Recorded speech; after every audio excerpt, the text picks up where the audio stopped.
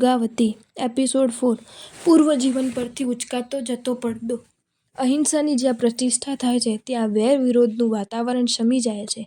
અહિંસાની અસર એવી તો અદ્ભુત હોય છે કે એ અદ્ભુતતાની અસરમાં આવીને સિંહ સસલા જેવા પ્રાણીઓ પણ મિત્ર જેવા બની જતા હોય છે. આનાથી પણ આગળ વધીને એ અદ્ભુતતામાં એવું તો પ્રચંડ તાકાત સમાયેલી હોય છે કે જન્મ વેર ધરાવતા જીવજંતુઓ પણ જે અદ્ભુતતાના પ્રભાવે એકવાર તો જન્મજાતિથી ચાલ્યું આવતું વેર વિસરી જઈને સગા ભાઈની જેમ એકબીજાથી વાલ કરવા મંડી પડતા હોય છે. જે વ્યક્તિત્વને તીર્થંકર તરીકે બિરદાવી શકાય એવા અહિંસામય વ્યક્તિત્વના સ્વભાવ પ્રભાવ તો કલ્પનાતીત જ હોય છે. પરંતુ સામાન્ય રીતે પણ જ્યાં અહિંસાની આરાધના વિશિષ્ટ કક્ષામાં થતી હોય છે ત્યાં વેર વિરાધના ઉપશમન જેવા ચમત્કાર સર્જાતા જોવા મળતા હોય છે. મલ્યાચલની તળેટીમાં તો આવા ચમત્કારના દર્શન થવા ખૂબ દોયલા ગણાયા. કેમ કે ભીલોના આશ્રયસ્થાન સમૂહે મલ્યાચલ હતો અને ત્યાં ફૂફાડા ભર્યા ફણીધરો અને વિરાટકાય અજગરો પડ્યા પાશ્ચર્ય રહેતા હતા. તેમજ એની હત્યા કરીને એમાંથી મણી મુક્તા મેળવનારા ભીલો ત્યાં હજારોની સંખ્યામાં વસતા હતા. એથી હિંસા અને હત્યાના કરુણ વાતાવરણથી સાવ અલિપ્ત દેશ એ મલ્યાચલમાં મળવો મુશ્કેલ ગણાતો. અભય આશ્રમ આમાં એક આનંદદાયક અપવાદ હતો. મલ્યાચલની તળેટીમાં જ આ આશ્રમ આવ્યો હતો. આશ્રમમાં કુલપતિ બ્રહ્મભૂતિની સાધના પ્રખ્યાત હતી. એમના શિષ્ય તરીકે વિશ્વભૂતિની યોગ સાધના અને યોગક્ષેમની વાહકતા એટલી બધી પ્રભાવશાળી હતી કે આશ્રમના આશરે સેંકડો સાધકો સાધના કરતા. એ સાધના એવી સત્વશાળી અને પ્રભાવશાળી હતી કે એની અસર આશ્રમ ઉપરાંત આશ્રમની આસપાસની ભૂમિ ઉપર અનુભવવા મળતી. આશ્રમને મળેલું અભય આ નામ ખરેખર સાર્થક હતું. કેમ કે ભય અને વેર વિરોધ જેવું વાતાવરણ ત્યાં ક્યાંય જોવા ન મળતું.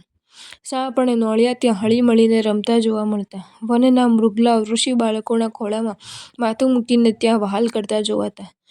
યજ્ઞ યાગની ધુનીઓ તો આશ્રમમાં સતત પ્રજ્વલિત રહેતી. વૃક્ષે રચાયેલી વેદિકાઓ ઋષિ મુનિઓ દ્વારા થતા હોમ હવનમાંથી રચાતી ધ્રુમસેરોથી સતત વ્યાપ્ત જ રહેતી. ઋષિબાળ જ્યારે ઉગતા સૂર્યની સાંખે આશ્રમની આસપાસની ભૂમિ પર સમિધ ઈંધણ દૂરવા વીણવા નીકળતા ત્યારે તો કોઈ દેવકુમારો ટહેલી રહ્યા હોય એવું અપૂર્વ દ્રશ્ય સર્જાઈ રહેતું. જટાબદ્ધ એમનું મુખમંડળ જોતા દિલો દિમાગ ધરપત જ ન અનુભવતું. આમ એ આશ્રમ જાણે શાંતિનું ધામ હતો. પવિત્રતાની પરબ અને સાધનાની ક્રીડાસ્થળી સમૂહ એ આશ્રમ હતો. એક દિવસ ઋષિ વિશ્વભૂતિ આશ્રમની આસપાસ ફરી રહ્યા હતા. ત્યાં દૂરથી આવતી કરુણ ચીસો એમના દિલને પીગલાવી ગઈ અને એ ચીસ જે દિશામાંથી આવતી હતી એ દિશામાં ચીસના ધ્વનિના આધારે એઓ આગળ વધવા માંડ્યા. કોઈ નારી ચીસાચીસ કરી રહી હોય એમ ચીસનો કરુણ ધ્વનિ કાને અડથડાતા ઋષિને લાગ્યું. એથી ઋષિનું દયાર્દ્ર દિલ પીગળી ઉઠ્યું અને તેઓ ઝડપી પગલે આગળ વધ્યા. થોડે દૂર ગયા બાદ એમની નજર સમક્ષ જે દ્રશ્ય દેખાયું એથી એમના આશ્ચર્યનો પાર ન રહ્યો. આવું દ્રશ્ય જીવનમાં આજે વહેલું જ જોવા મળતું હતું. લાલ કસુંબી રંગના વસ્ત્રોથી વીંટળાયેલી એક નારી ધરતી પર મૂર્છિત જેવી અવસ્થામાં પડી હતી. મુખથી માંડીને પગ પર્યંત એનો દેહ રક્તરંજિત જણાતો હતો. એની આંખોમાં કોઈ અકળ ભય વંચાતો હતો. જાણે પૂરી ભાનમાં ન હોય એવી અવસ્થા ધરાવતી એ નારી થોડી વારે ચીખતી ચિલ્લાતી હતી. એની ચીખમાં એવા અવ્યક્ત શબ્દો ઘૂંટાતા હતા કે આર્યપુત્ર બચાવો મને નથી સમજાતું કે સુખની સળીટીમાં મજેથી સ્નાન કરતી મારી આવી હાલત કોણે કરી. બચાવો આર્યપુત્ર મને બચાવો. વિશ્વભૂતિ આ દ્રશ્ય જોઈને અને નોંધાળી નારીના મોંમાંથી નીકળતા આવા શબ્દો સાંભળીને એવી કલ્પના કરી શક્યા કે સ્નાનની મોજ માણી રહેલી આ નારી પર અણધારી કોઈ આપત્તિ તૂટી પડી હશે. વસ્ત્રનો રંગ તો લાલ કસુંબી હોઈ શકે પણ આનું આખું શરીર લોહી ખરડ્યું કેમ? શરીર પર ઘા લાગ્યાના કોઈ ચિહ્નો તો જણાતા નથી તો આ રીતે આનું આખું શરીર કઈ રીતે લોહીથી લથપથ બન્યું હશે? વિશ્વભૂતિ પરિસ્થિતિ પરથી બધું કલ્પી શક્યા પણ નોંધારી એ નારીના રક્તરંજિત શરીર અંગેની એમની શંકા નિર્મૂળ ન થઈ. છતાં એ સમજતા હતા કે અત્યારે નિશંક મથવાની આ પલ નથી. અત્યારે તો સહાય અને સહાનુભૂતિ વ્યક્ત કરવાનો અવસર છે. એથી વિશ્વભૂતિએ પરિસ્થિતિનો તાગ પામી લઈને સૌ પ્રથમ એ નારીના દેહ પર જલનો છંટકાવ કર્યો અને પછી એમણે વીંઝણા દ્વારા વાયુ સિંચન કરવા માંડ્યું. એક તો મલયગીરીનું શીતળ વાતાવરણ એમાંય પાછું વીંઝણાપૂર્વકનું જલ સિંચન. આ ઉપચારો તરત જ કારગત નીવડ્યા અને નારી એકદમ મૂર્છાથી મુક્ત બનીને બેઠી થઈ ગઈ. બેઠા થતાની સાથે જ એના હૈયામાંથી એવો બળાપો નીકળવા માંડ્યો કે મારું શીલ તો સચવાય છે ને? શરીર ભલે સચવાય કે ન સચવાય, પરંતુ મારું શીલ તો સચાવવું જ જોઈએ. જો શીલની રક્ષા થાય તો હું સર્વતો રક્ષિત છું, અને શીલ રક્ષા ન થઈ શકે તો હું સર્વતો ભક્ષિત જ ગણાઈશ. આર્યપુત્ર, એવી કૃપા પાઠવજો કે જેથી મારું શીલ ધન કદી લૂંટાય નહીં. હૈયાની હાય વરાળ રૂપે નીકળતે આ શબ્દો સાંભળીને ઋષિ વિશ્વભૂતિને નાડી પર હાર્દિક અહોભાવ પ્રગટ થઈ ગયો. એમને થઈ આવ્યું કે આવી મહાસતીને સહાયક થવાનું પણ પુણ્યોપાર્જન મારા ભાગ્યમાં ક્યાંથી આવે. એથી એમણે સાંત્વનના 2 બોલ સંભળાવતા કહ્યું, બહેન, ભલે આ ભર જંગલ રહ્યું, પણ તું ભાઈ વિહોણી નથી, એટલું કાળજી કોતરી રાખ. હું તારો ભાઈ બનવા માટે હાજર થયો છું. તારા શીલધનની સંપૂર્ણ સુરક્ષાનો કોલ હું આપું છું, અને હાથમાં જલ લઈને જાનના જોખમે પણ આ કોલ જળાવવા પ્રતિજ્ઞાબદ્ધ બનું છું. ચાલ બહેન, ચાલ, ઊઠ, ઊભી થા. હવે તું નોંધારી નથી, હવે તું ભાઈ વિહોણી નથી, અને હવે તું આશ્રય વિહોણી પણ નથી. ઋષભ તરફથી પ્રાપ્ત થતા સાંત્વનના સહારે એ નારી એકદમ નિશ્ચિત બનીને બેઠી થઈ ગઈ, અને ઋષિના પગલે પગલે આશ્રમમાં આવી પહોંચી. પોતે કોણ હતી, ક્યાંની પોતે રહેવાસી હતી, શી આફત પોતાને માથે તૂટી પડી હતી, આ બધાનો એ નારીને જરા પણ ખ્યાલ જ નહોતો. અભય આશ્રમમાં આવ્યા બાદ એને એવી અનુભૂતિ થવા માંડી કે ખરેખર અભય આશ્રમને મળેલું નામ સાર્થક જ છે. ઋષિ વિશ્વભૂતિ નોંધાળી એ નારીને લઈને કુલપતિ બ્રહ્મભૂતિ સમક્ષ ઉપસ્થિત થયા. ટૂંકમાં બધી વિગત જણાવ્યા બાદ બ્રહ્મભૂતિએ એ નારીને પ્રિયદર્શના તરીકે સંબોધીને કહ્યું, બહેન, જરા પણ ચિંતા માથે રાખતી નહીં. આ આશ્રમમાં આવીને તું તારા પિતાને ઘેર આવી છે એમ જ માનજે. તારા દુઃખના દિવસો હવે વીતી ગયા છે, અને તારા જીવન આકાશે સુખનો સૂર્યોદય થઈ જ ગયો છે એમ તું નક્કી જાણજે. અહીં તારું સગું કોઈ નથી, એથી મૂંઝાતી નહીં. પિતા, ભાઈ, બહેન, માતા આદિના સગપણો તને યાદ પણ ન આવે એ રીતે તને આશ્રમ અપનાવી લેશે. તું વીર પ્રસૂતા માતા બનજે, એવા મારા તને અંતરના આશીર્વાદ છે. બ્રહ્મભૂતિએ જે રીતે નોંધાળી એ નારીને અપનાવી લીધી, એ જોતાં જ નારીને હવે પૂરો વિશ્વાસ બેસી ગયો કે અહીં મારું શીલધન સુરક્ષિત જ રહેશે. ઋષિદત્ત પ્રિયદર્શના નામે એને સહર્ષ સ્વીકારી લીધું. પોતાના માથે દુઃખના ડુંગર તૂટી પડ્યા હતા, પરંતુ સાથે સાથે પ્રબળ પુણ્ય પણ જાગતું જ હોવું જોઈએ તેમ પ્રિયદર્શનાને લાગ્યું. નહીં તો આવી ભયંકર અટવીમાં આવો અભયનો આશરો ક્યાંથી મળી શકે. અને એ પણ ખ્યાલ આવી ગયો હતો કે વીર પ્રસૂતા માતા બનવાના આશીર્વાદ આપવા દ્વારા ઋષિ મારી સગર્ભા દેહાવસ્થા પણ ટળી ગયા છે.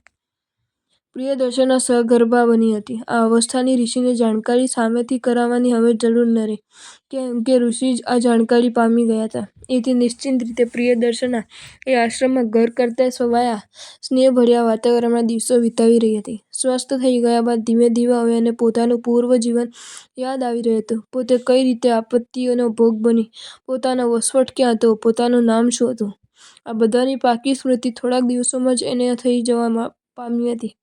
પણ અત્યારે એ પૂર્વ જીવન પડદા પાછળ જ રહે એમાં પ્રિયદર્શનાને લાભ જણાયો. એથી મનની એ સ્મૃતિઓને મનમાં જ ભંડારી દઈને એને ગર્ભનું પાલન કરવા માંડ્યું.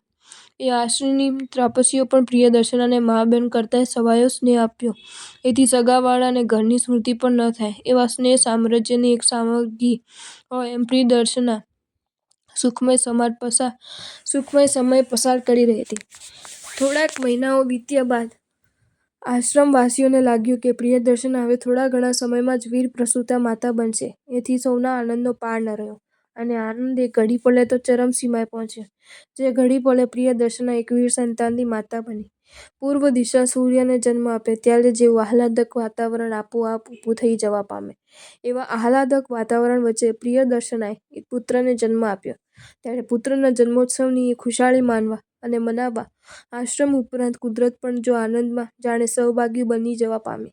પુત્રના જન્મની વધામણી થાળી ડંકાના નાદે આશ્રમના વાસીઓને મળી. એ પળે જ ઝૂંપડે આસોપાલવના તોરણો રંચાયા, આંગણે આંગણે સ્વસ્તિકો પુરાયા, શંખ ધ્વનિના નાદે આખો આશ્રમ ગુંજી ઉઠ્યો, પંખીઓ કિલકિલાટ કરી ઉઠ્યા, હરિયાળીઓ હર્ષથી નાચવા માંડ્યા. આમ આખા આશ્રમમાં આનંદ છવાઈ ગયો.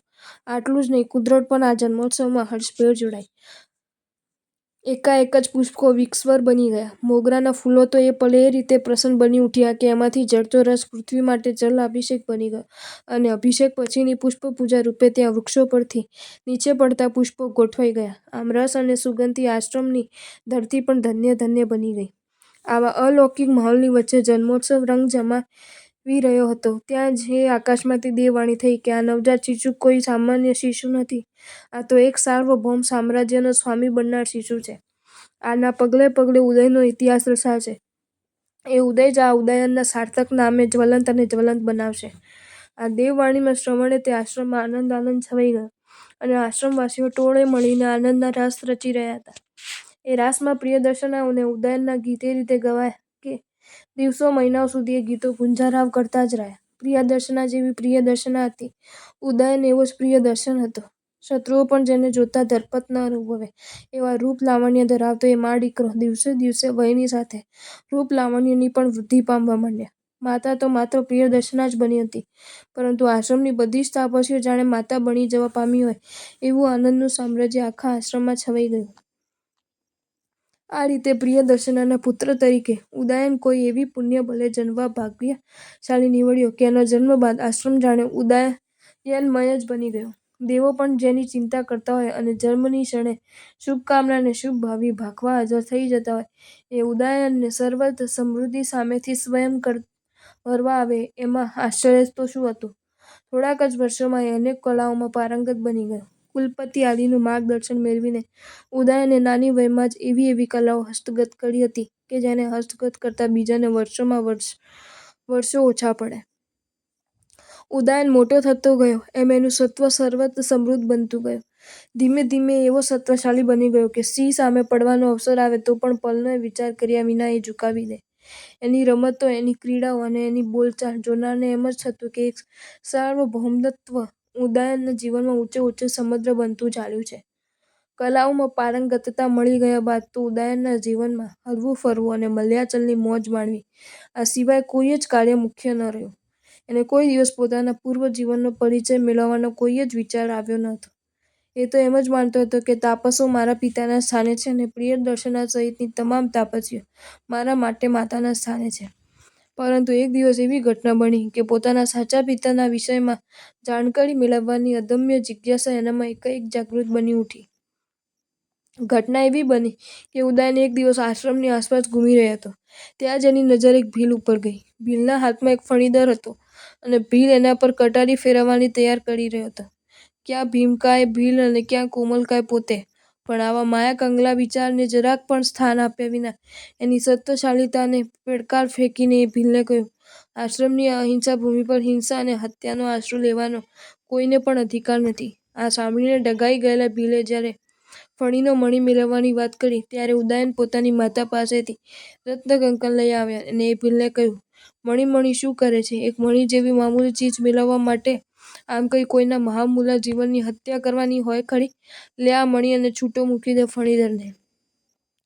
ભીલ તો ફણીધરને છૂટો મૂકી દઈને અને એ મણી લઈને ચાલતો થયો. પણ ઉદય તો બહાદુર હતો અને બાળક પણ હતો. એથી એ ફણીધરની પાછળ પાછળ જવાનું કુતૂહલ ઉદયન રોકી શક્યો નહીં. થોડાક ડગલાં આગળ વધ્યા બાદ એક ચમત્કાર સર્જાયો. એ ફણીધર એક બાલકમાં પલટાઈ ગયો અને પોતાનો પરિચય આપતા કહ્યું, ઉદયન, હું તારો જન્માંતરનો મિત્ર છું અને નાગકુમારોમાં મુખ્ય કિન્નર નામનો હું દેવ છું. તારી દયાવૃત્તિની પરીક્ષા કરવા જ મેં ફણીધરનું રૂપ ધારણ કર્યું હતું. ખરેખર મારી પરીક્ષામાં બાળ એવા પણ તું અબાલ પરાક્રમ દાખવીને ઉત્તીર્ણ બન્યો છે. એથી તારા પર તુષ્ટ થઈને હું તને મારી બહુરત્ના નામની પાતાળ નગરીનું દર્શન કરાવવા અને ત્યાં તારું પદાર્પણ કરાવવા ઈચ્છું છું. ઉદયનની આંખમાં આશ્ચર્ય હતું. એ કોઈ જવાબ આપે એ પૂર્વે તો એના આશ્ચર્યમાં કાંઈ ઘણી અભિવૃદ્ધિ કરાવતા કિન્નરદેવે એને ઉઠાવી લીધો અને વળતી જ પલે તેઓ પાતાળ લંકામાં આવેલી એ બહુરત્ના નગરીમાં જઈને ઊભા રહ્યા. ઉદયનની આંખો આશ્ચર્યથી વિભોર હતી. ક્ષણાર્ધમાં શું બની ગયું? ક્યાં એ આશ્રમ અને ક્યાં આ પાતાળ નગરી? આવા વિચારમાં ગરકાવ બની ગયેલા ઉદયનની આંખો બહુરત્ના નગરીના દર્શને ચકાચૌંધ બની ઉઠી. સૂર્યના તેજથી છવાયા તેજ એ નગરીમાં ફેલાયેલો હતો. રત્નો અને મણિમુક્તાઓની એ જ નગરી હતી. આ સિવાય બીજું કશું જ ત્યાં જોવા મળતું નહોતું. ઉદયન આશ્ચર્યથી ફાટી આંખે નગરીનું દર્શન કરી રહ્યો હતો. ત્યાં એને અદભુત આતિથ્ય કરીને કિન્નરદેવે કહ્યું, આજનું તારું પરાક્રમ હજી મારી આંખમાં અમૃતના અંજન રૂપે જ છવાયેલું છે. ખરેખર શતાનીક જેનો પિતા હોય, મૃગાવતી જેની માતા હોય અને કૌશાંબી જેની રાજ્યભૂમિ હોય એવા તારા માટે આવું અતુલ પરાક્રમ શક્ય ન હોય તો બીજા કોના માટે હોય? ઉદયનની આંખમાં હજી સુધી તો આનંદ અને આશ્ચર્ય જ હતું. પણ કિન્નરદેવની આ વાત સાંભળીને એ ગંભીર બનીને વિચારી રહ્યો મારી માતા શું મૃગાવતી? મારા પિતા શું શતાનિક? અને મારી રાજ્યભૂમિ શું કૌશાંબી? તો પછી પ્રિયદર્શના અને આશ્રમ સાથેનો મારો વર્તમાનનો સંબંધ શું ખોટો? ઉદયન આ વિચારણામાં ગંભીર બનીને ખોવાઈ ગયો. બહુરત્ના નગરીમાં હજી ઘણું ઘણું દર્શનીય હતું, પણ બધું જ જોવાઈ ગયાનો સંતોષ માણી અને કિન્નરદેવને કહ્યું, મિત્રદેવ, તમારી મૈત્રી બદલ ખૂબ ખૂબ આનંદ. તમે મારું જે આતિથ્ય કર્યું છે અને તમે મને જે જે બતાવ્યું છે એ તો જિંદગીભર હું નહીં ભૂલી શકું. ઈચ્છા તો એવી થાય છે કે થોડા દિવસો આ નગરીમાં જ રહી જાઉં, પરંતુ બીજી તરફ માતાનો વિચાર આવે છે કે મારા વિયોગમાં એ કેવી વ્યથિત બની ગઈ હશે. માટે કૃપા કરીને હવે પળનો પણ વિલંબ કર્યા વિના તમે મને એ આશ્રમમાં લઈ જાઓ. ત્યાં આખો આશ્રમ મારી પ્રતીક્ષા કાગડોળે કરી રહ્યો હશે. અદ્વિતીય અને અનુપમ ઘણું ઘણું બતાવીને કિન્નરદેવે ઉદયનની મિત્રતાને સાર્થક કરવાનો મનોરથ સેવ્યા હતા. પણ ઉદયનની આ વાત પણ એને ખૂબ જ વાજબી લાગી. એથી દેવે એ વાત સ્વીકારી લીધી. એવું સુરમ્ય સંગીત રેલાઈ ઉઠ્યું કે જેથી બહુરત્ના નગરી એ વીણા વાદનના નાદ પર એવી તો ડોલી ઉઠી કે એ ડોલન જોઈને સૌને મોરલીના નાદે ડોલતા નાગનું સ્મરણ થઈ આવ્યું. પુત્રના લક્ષણ પારણામાંથી જ કળી જઈ કિન્નરદેવે ખૂબ જ સંતોષ અનુભવ્યો. એ વીણાના મધુર નાદ સમયે એ પૂર્વે તો ઉદયન અને કિન્નરદેવ પાતાળમાંથી વિદાય થઈને મલયાચલના એ આશ્રમના દ્વારે જતા આવી ઊભા, ત્યાં તો આખો આશ્રમ ઉદયનની કાગડોળે રાહ જોતો હતો. લોહીનું આંસુ સારી રહ્યો હતો. કિન્નરદેવની સાથે ઉદયન આશ્રમ ભણી આવ્યો ત્યારે આશ્રમવાસીઓએ એને અંતરના આનંદથી તેને વધાવી લીધો. પ્રિયદર્શનાએ ઉદયનને છાતી સરસો છાપતા પૂછ્યું, બેટા, આટલી વાર સુધી ક્યાં ખોવાઈ ગયો હતો? જવાબમાં કિન્નરદેવે બધી વાત વિગતવાર કહી સંભળાવતા આશ્રમવાસી સૌનું આશ્ચર્ય અને સૌનો આનંદ નિરવધિ બન્યો. કિન્નરદેવે વિદાય લેતા પૂર્વે મુખ્યત્વે પ્રિયદર્શનાને નજરમાં રાખીને એનું ભાવિ ભાગતા કહ્યું, મહાસતી મૃગાવતી, બરાબર આજથી 5મા વર્ષે તમને સ્વામી શતાનિક સાથે સંયોગ થશે. આ ઉદયન સાર્વભૌમ સામ્રાજ્યનો સ્વામી થશે, તેમજ અપૂર્વ વીણાવાદક તરીકેની પ્રખ્યાતિ આને વર્ષશે. દેવી, તમને આ જન્મમાં જ ભગવાન શ્રી મહાવીર પરમાત્માના વરદ હાથે ભાગવતી દીક્ષા પ્રાપ્ત થશે અને આ જન્મમાં જ તમે મુક્તિગામી બનશો. ઉદયનની પ્રતીક્ષા કરાવવાના અપરાધ બદલ હું ક્ષમા ચાહું છું. મારી અયોગ્ય સેવા કોઈ હોય તો દેવી, મને યાદ કરશો તો હું તરત જ સેવામાં ઉપસ્થિત થઈ જઈશ.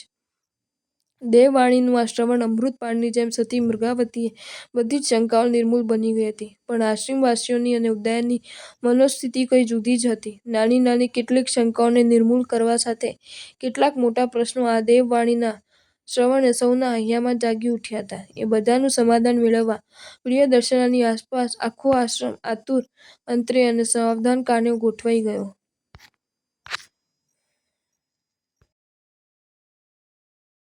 જો તમને આ વિડીયો ગમ્યો હોય તો આ વિડીયોને લાઈક કરો અને શેર કરો અને આવા જ નવા નવા વિડીયો જોવા માટે જૈન ફેક્ટ્સ એન્ડ સ્ટોરીઝની ચેનલને સબસ્ક્રાઈબ કરો. ધન્યવાદ.